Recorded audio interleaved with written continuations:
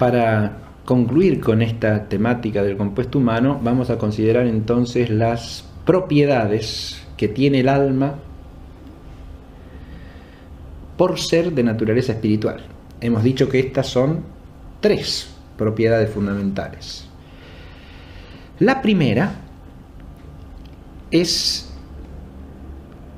la relativa a su origen.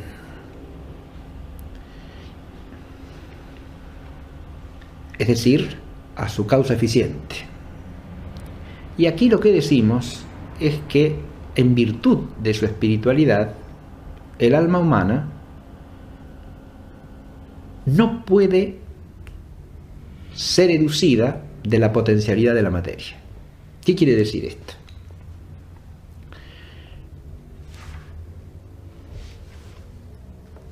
Decimos que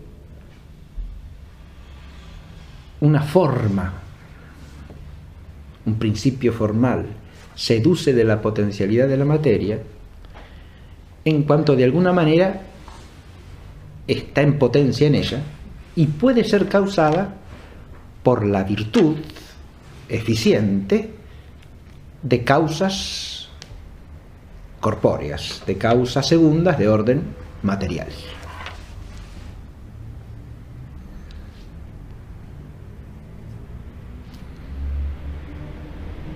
Puede tratarse de una causa, puede tratarse de un concurso de causas.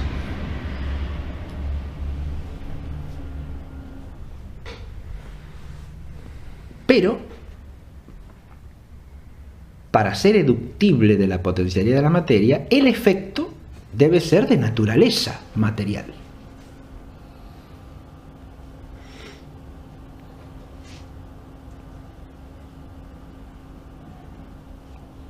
Porque si no, no respetamos un principio fundamental del orden de la causalidad eficiente. Y es que la perfección esencial del efecto no puede trascender la perfección de las causas. O dicho de otra manera, nada puede causar eficientemente algo que sea esencialmente más perfecto que la causa.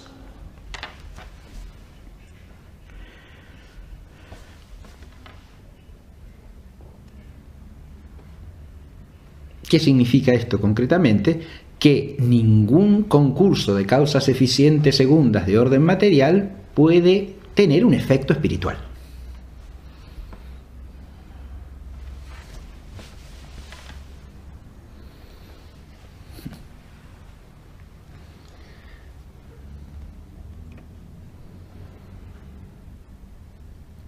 Ahora bien, un efecto espiritual, por lo tanto, ¿en qué tiene su causa?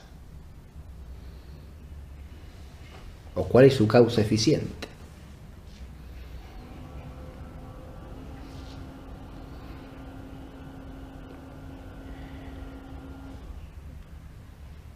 Si el efecto es de orden accidental, habrá que poner la causa en una causa espiritual subsistente. Pero si el ente a causar es un ente espiritual de orden sustancial,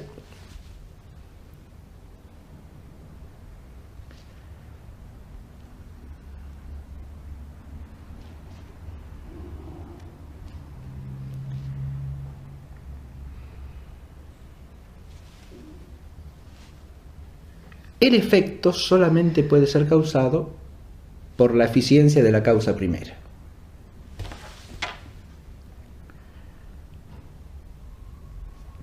¿Y por qué? Porque no está en potencia en ningún principio más que en la causa primera.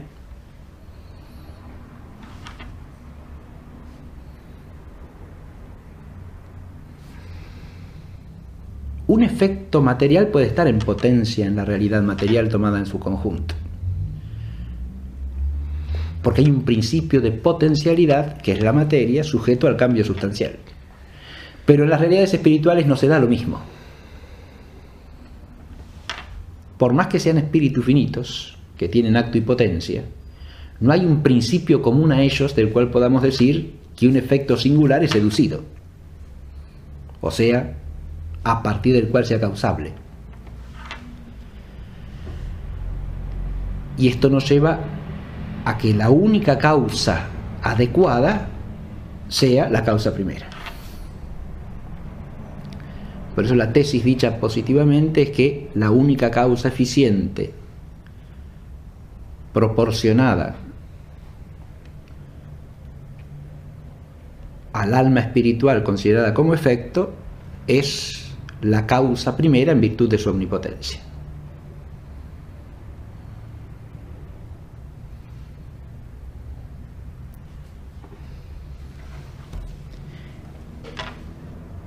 Adviértase que esto tiene consecuencias filosóficas muy profundas en relación con la causación de la persona, ¿no?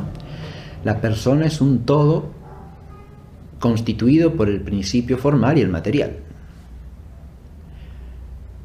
Sabemos que en la generación de la persona humana hay concurrencia de causas segundas por la generación natural, es decir, por la procreación de los hijos por los padres, ¿verdad? Pero esta causalidad no es una causalidad adecuada o suficiente en relación con el efecto, que es una persona. Es una causalidad segunda que es instrumental en orden al efecto total. Porque en el efecto total interviene la eficiencia de la causa primera.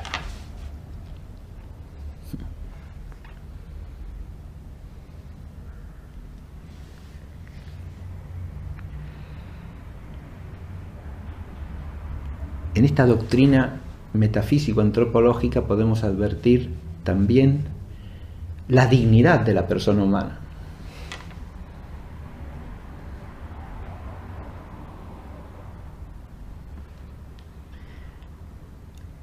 Y la nobleza propia de esa sustancia que es persona.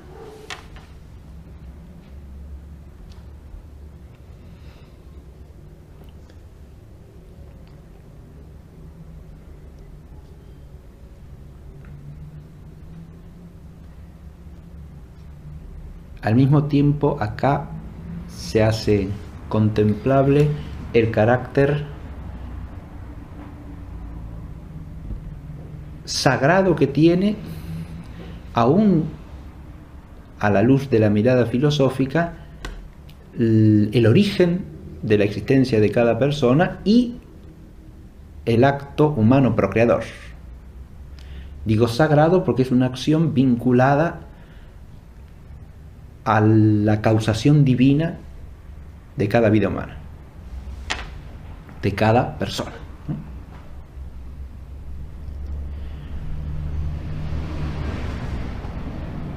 Es obvio que si esto lo contemplamos a la luz de la fe, esa sacralidad se profundiza, se ahonda, pero estoy diciendo que aún mirando con el ojo filosófico aparece esa sacralidad.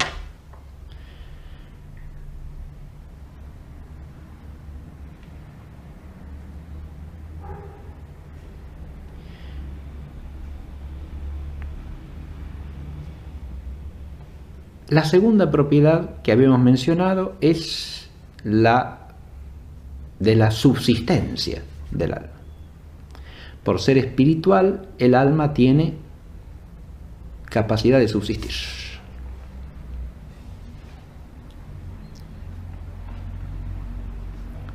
Y en esto es una forma totalmente otra que cualquier otra forma del mundo físico.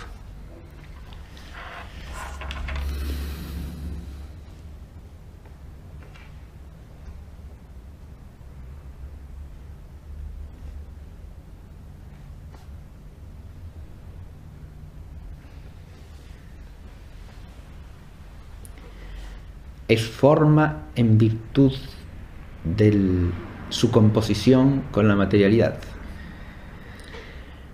pero al mismo tiempo es cierta sustancia en virtud de su naturaleza espiritual irreductible a la materialidad.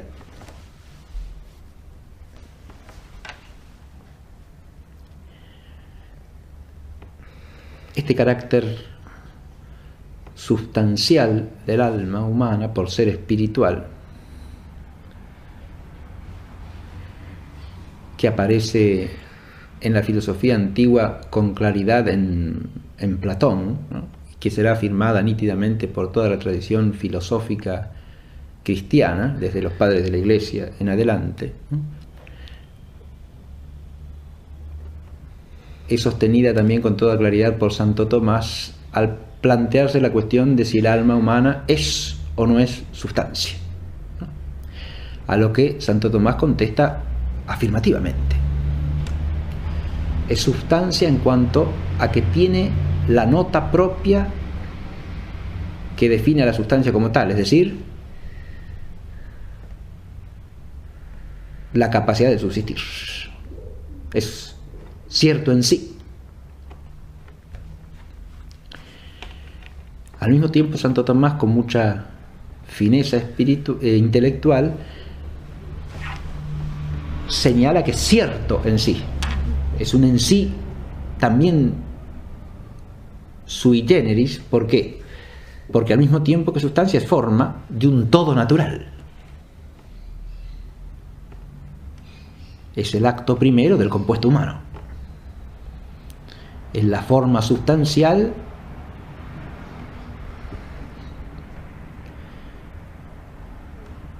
de la persona humana, que es el compuesto en su integridad, y es el singular en naturaleza humana.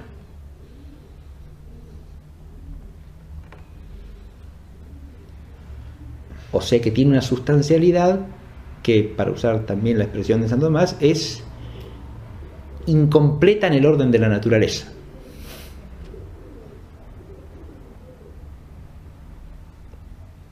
Porque ella por sí misma no es la naturaleza humana íntegra. Es el principio formal, es por lo tanto el acto primero, es el determinante del compuesto, pero no es el compuesto. Y por eso se dice también que no es la persona.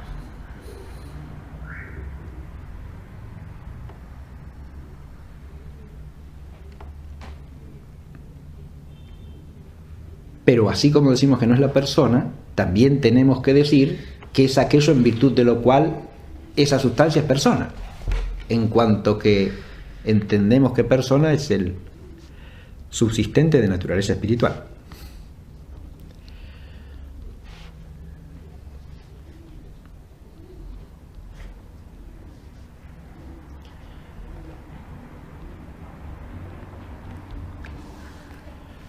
Por eso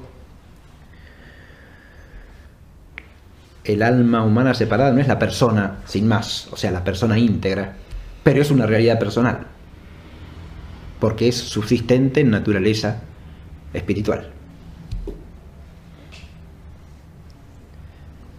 Acá tenemos que afinar el lenguaje porque nos topamos con una realidad única, única en su naturaleza. Y por lo tanto, el lenguaje común que usamos para hablar de naturalezas diversas en general no es del todo ajustado. Estamos hablando de una naturaleza singular que, bajo el respecto de la integración o de la composición, no se parece a ninguna otra.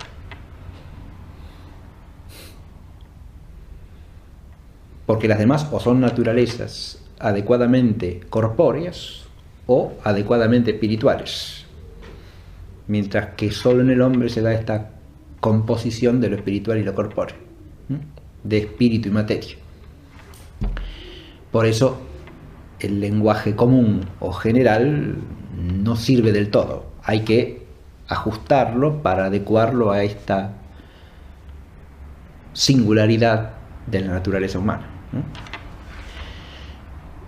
Pero es algo que se puede hacer, claramente, ¿no? Hay que tener la justeza para aplicar los términos como corresponde, eso es todo, ¿no? Y para precisar los conceptos adecuadamente. La capacidad de subsistencia de la naturaleza espiritual está asociada precisamente al hecho de que su ser esencial no es reductible al universo de la materia. Y es esa espiritualidad precisamente como lo que hace capaz de subsistir al alma, la raíz de la tercera propiedad.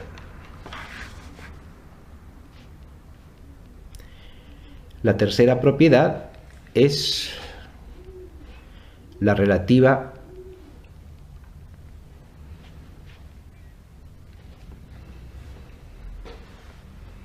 a la incorruptibilidad natural del alma humana. Lo que se llama también en la tradición filosófica la inmortalidad natural del alma humana.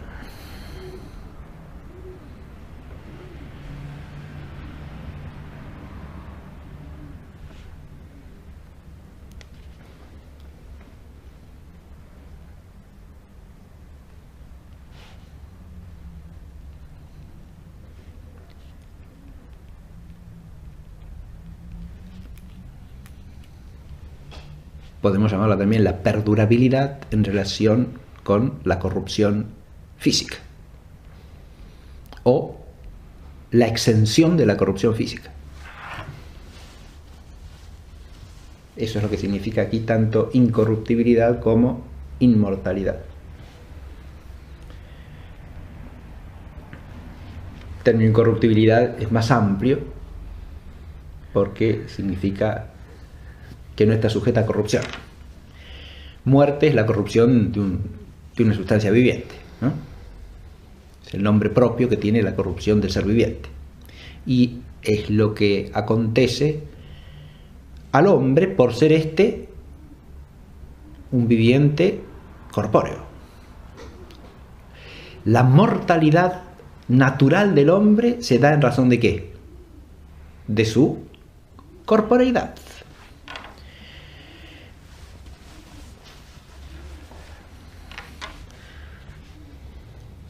Este es un tema en el que hay que atender también con precisión a los términos. Adviértase que cuando decimos mortalidad, decimos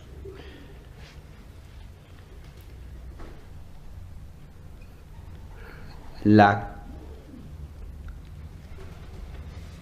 capacidad de morir, ¿no? La posibilidad de morir. Es mortal.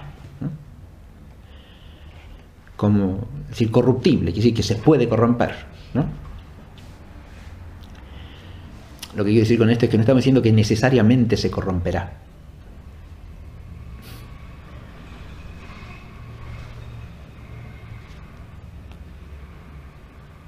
Quiere decir que está sujeto naturalmente a la corrupción.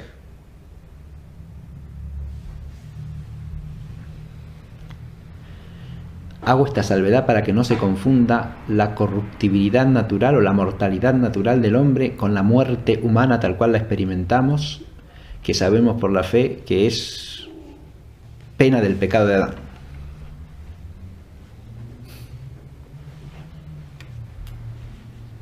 Pero ahí ya estamos entrando en un horizonte teológico que nos deja ver mucho más profundamente el misterio de la muerte, cómo afecta al hombre de hecho en la historia y cómo afecta a la totalidad de la creación también. Acá de lo que estamos hablando es del hecho de que una sustancia corpórea, precisamente en virtud de su composición ilemórfica, está sujeta a generabilidad y corruptibilidad. La generabilidad y la corruptibilidad afectan al hombre precisamente en cuanto es sustancia corpórea.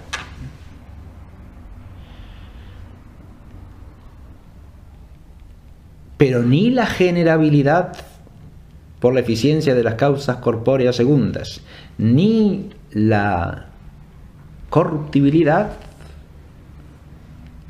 en virtud de la naturaleza de la sustancialidad corpórea, la afectan en cuanto es espiritual. Acá es donde coinciden simétricamente la primera y la tercera propiedades, ¿no? que en realidad pivotan sobre la central, ¿no? La primera, que es la que directamente tiene que ver con la espiritualidad.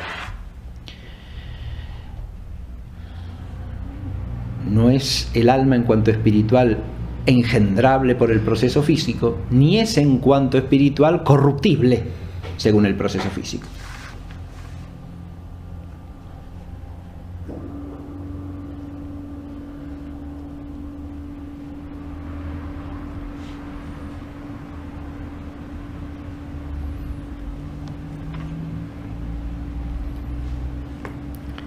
Santo Tomás, al abordar esta cuestión,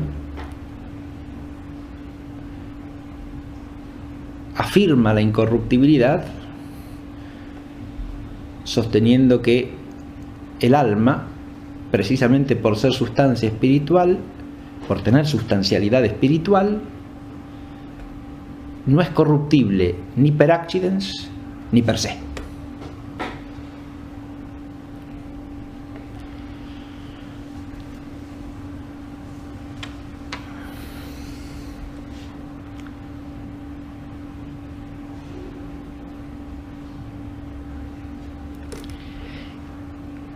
La forma de un viviente corpóreo, sensitivo o vegetativo, no es per se corruptible, porque en cuanto a forma tiene razón de acto. Es corruptible per accidens. ¿Por qué? Porque es la forma de un compuesto ilemórfico que existe solo en virtud de la composición. Y como el compuesto es corruptible, la forma se corrompe con el compuesto,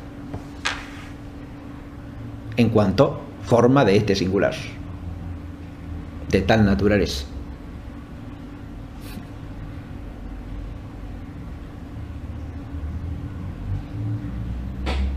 Ese tipo de corruptibilidad no le cabe al alma humana, o sea, la forma del viviente humano. ¿Por qué? Porque no es una forma que dependa para existir de la materia con la que está unida como forma, y que por lo tanto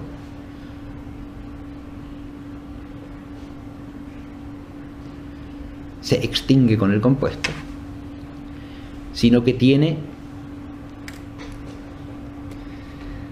por su esencial irreductibilidad a la materia, subsistencia propia.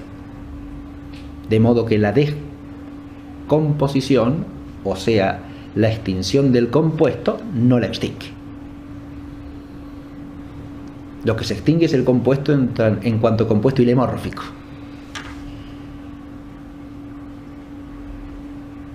Pero no se extingue la forma en virtud de su espiritualidad. No en virtud de su simplicidad, dice Santo Tomás. Voy a aclarar esto. Per se no es corruptible, porque en cuanto sustancia espiritual,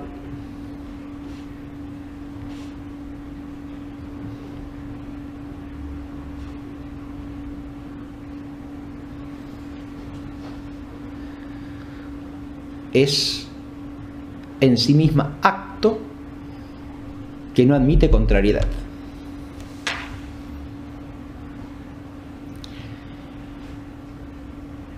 O sea, contrariedad que la destruya.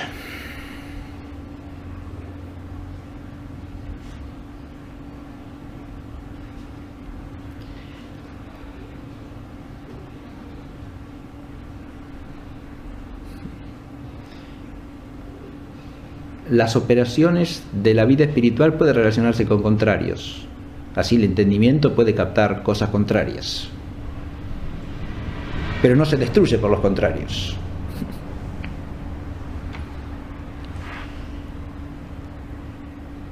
Santo Tomás dice que esto vale aún para aquellos autores que sostienen que el alma misma tiene cierta composición, o está compuesta de cierta forma y cierta materia, no materia corpórea. Caso de San Buenaventura, por ejemplo, que para todas las criaturas espirituales sostiene una composición de forma y materia espiritual. Santo Tomás en la Suma hace alusión a este asunto y dice que aún en estos autores tampoco es corruptible el alma, y filosóficamente se muestra, porque no se trata de una composición con la materialidad física, de la que dependa la forma para existir, sino de una composición puramente espiritual, como la que él mismo pone entre acto y potencia o esencia y forma de ser en cualquier ente espiritual creado. Pero no hay nada en la naturaleza misma, por ser esta espiritual precisamente, en virtud de su espiritualidad, que como contrario pueda suprimir el acto. Y por lo tanto, naturalmente está llamada a la perduración.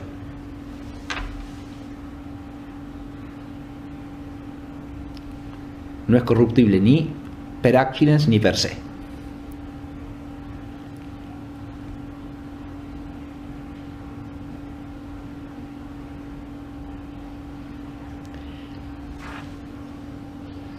Dicho esto, añade Santo Tomás una suerte de razón complementaria que muestra la misma verdad y a la que aludimos ya anteriormente, y es la idea del apetito natural como no vano, ¿no?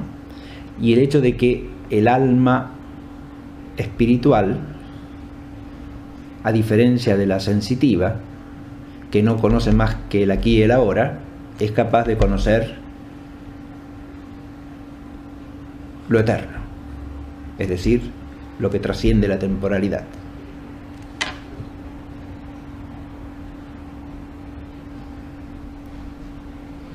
Hay en ella, por lo tanto, desde la inteligencia, un apetito, una tendencia natural a lo que trasciende el tiempo.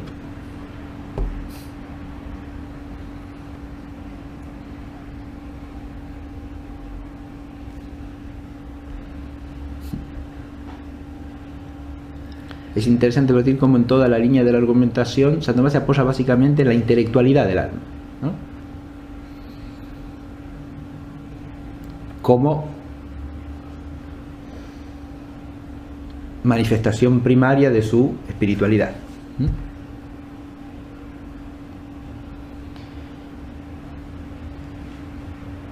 Con esto tenemos también la cuestión de nuevo,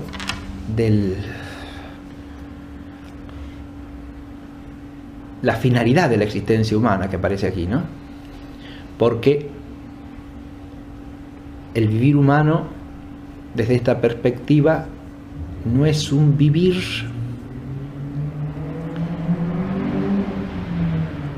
meramente ligado a lo temporal, sino que en última instancia es un vivir para lo perdurable. Porque sustancialmente el hombre no es un ser meramente temporal.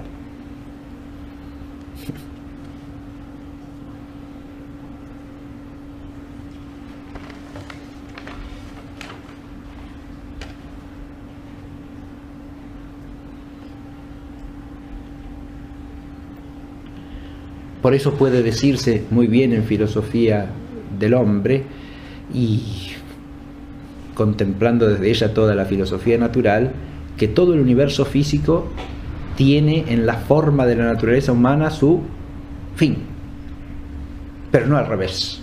O sea, el hombre no existe para el mundo físico. Sí, en cambio, puede decirse que el mundo físico existe para el hombre, porque el hombre, siendo también no algo, sino alguien del mundo físico, el único alguien del mundo físico.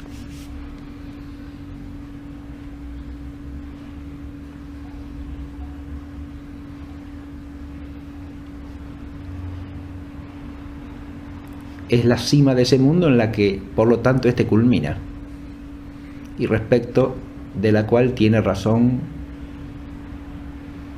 de medio. Esta es una visión que hay que retener y profundizar siempre, ¿no? En relación con toda la tradición filosófica. Esto de algún modo lo enseñan Platón y Aristóteles, lo enseñan también los padres de la Iglesia, ¿no? Orígenes es clarísimo a este respecto, ¿no? Todo el mundo físico existe para que el hombre a través de él pueda realizar su existencia, su destino, tomándolo como medio, ¿no?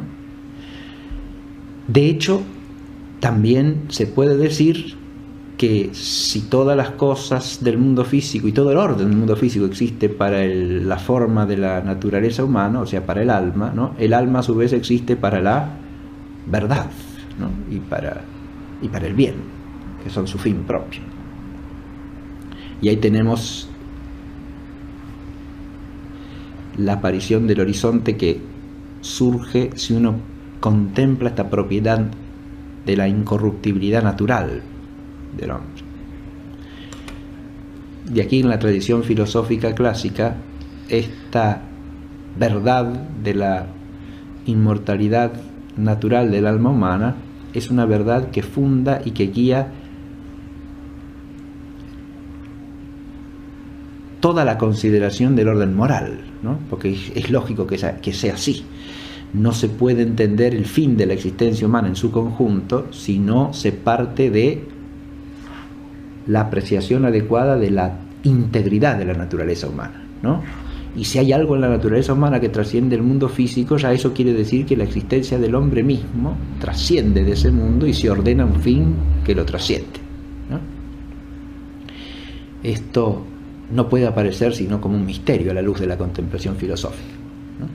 Porque como muy bien responde Sócrates en el Fedón a la inquietud de sus discípulos acerca de, bueno, ¿y qué es lo que concretamente le espera al hombre más allá de la muerte? Sócrates dice que ya sobre eso no puede hablar como filósofo, porque no puede partir de la experiencia de eso y por lo tanto no puede hablar en términos filosóficos, pero con la certeza de eso que la filosofía da, en todo caso puede remitirlos a una instancia de otro orden para hablar de eso, que sería en la mente griega la del mito, ¿no?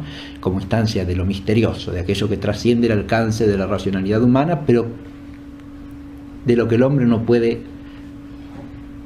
desasirse como objeto de consideración.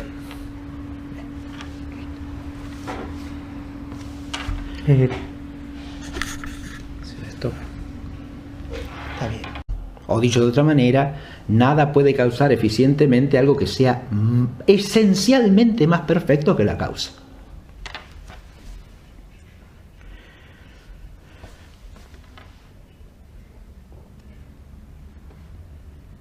¿Qué significa esto concretamente?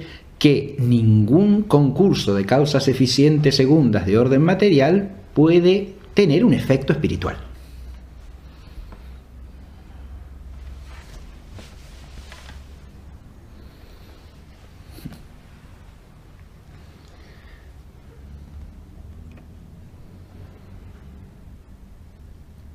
Ahora bien, un efecto espiritual, por lo tanto, ¿en qué tiene su causa? ¿O cuál es su causa eficiente?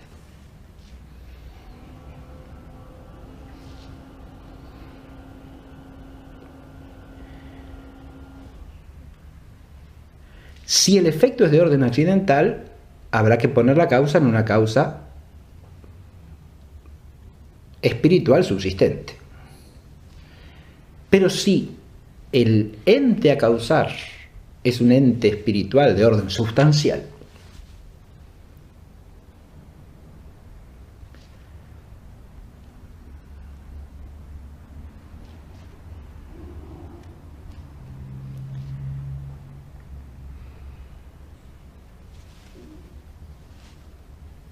el efecto solamente puede ser causado por la eficiencia de la causa primera.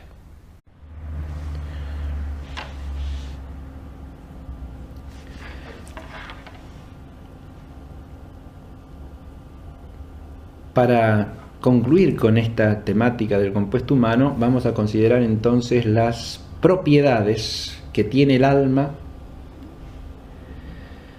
por ser de naturaleza espiritual. Hemos dicho que estas son 3 propiedades fundamentales. La primera es la relativa a su origen.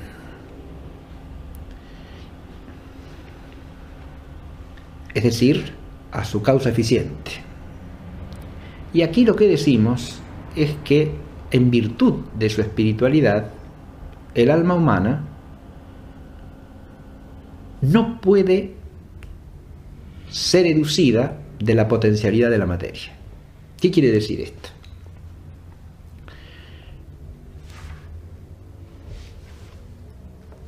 Decimos que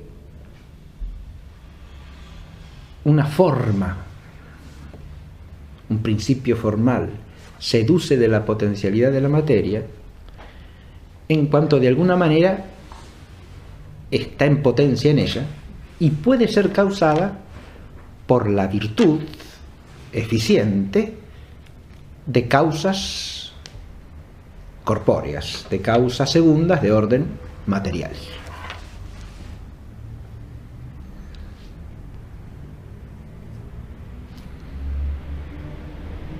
Puede tratarse de una causa, puede tratarse de un concurso de causas.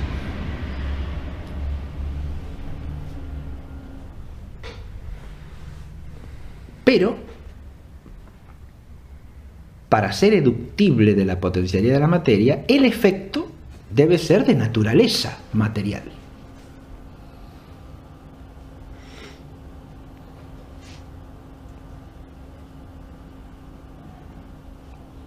Porque si no, no respetamos un principio fundamental del orden de la causalidad eficiente. Y es que la perfección esencial del efecto no puede trascender la perfección de las causas.